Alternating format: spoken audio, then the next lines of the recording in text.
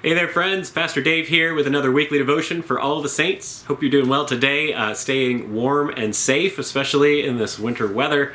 I want to share a quick reading from You Can Count on God, collected works from Max Lucado. And this devotion is an excerpt from his book, You Are Never Alone. Andrew, Simon Peter's brother, spoke up. Here is a boy with 5 small barley loaves and 2 small fish, but how far will they go among so many? Jesus then took the loaves, from John chapter 6. Jesus didn't have to use the boy's bread. He could have turned the nearby bushes into fruit trees. He could have caused the Galilean Sea to spew out fish, an abundance of fish.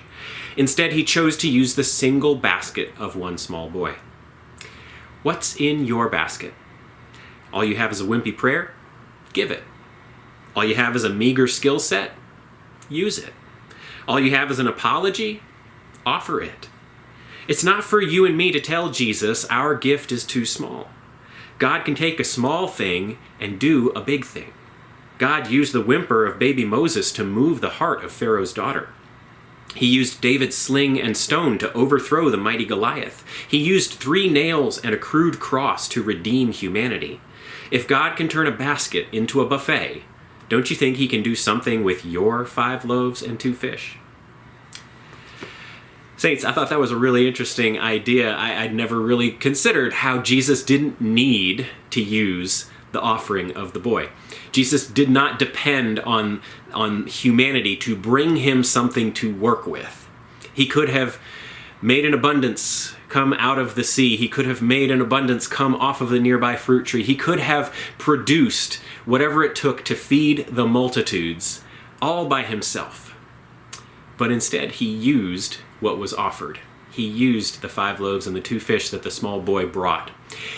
It made me think a little bit of the days when I was a kid and my dad would invite me to help him with a household repair project, fixing a sprinkler head or a light switch on the wall or doing something on the car. And it was not because he needed my help.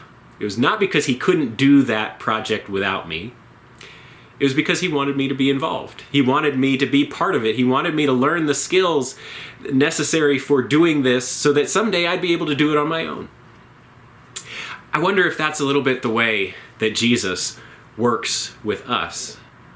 He doesn't need us, per se, in order to do the miracle, but he wants us to be part of it. He wants to engage us. He wants us to bring our offering, and he wants to build something greater from that. Did you notice how God does big things out of small things?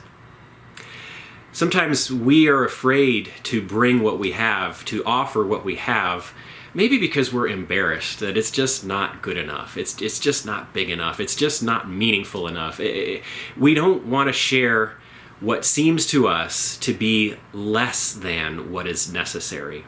But it's really not up to us to decide what's necessary. It's not up to us to say what God can use or will use.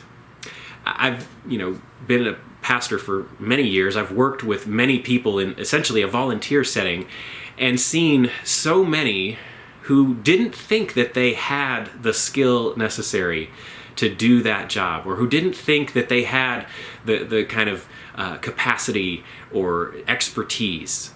And yet, in the process of volunteering, they were used. Their ability maybe was greater than they had imagined, or maybe God's ability covered more than they expected. I've seen a lot of people who have contributed to the church in meaningful ways, even when those ways didn't seem all that glamorous or all that big. People who agreed to teach a class just on a single week as a sub and ended up finding they loved it and they got something out of it and it was worth it to them to continue to invest in that process. People who sat down and figured out cost savings if we went with this vendor versus that vendor for a service. People who sat down and wrote cards or made calls just to check in on members of the church family.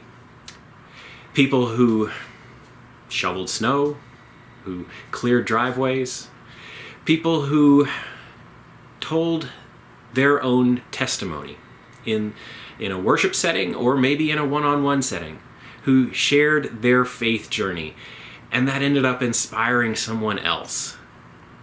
We never know what the impact will be of what we have to offer.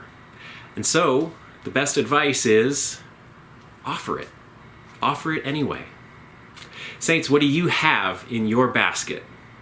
Would you give it to God and find out what He can do with it? That's your devotion for this week. Hope it's helpful and worth thinking about. Hope you are staying safe, staying healthy. I'll be praying for you. I'll hope you'll keep praying for me. And y'all take care. I'll see y'all again soon. Bye-bye.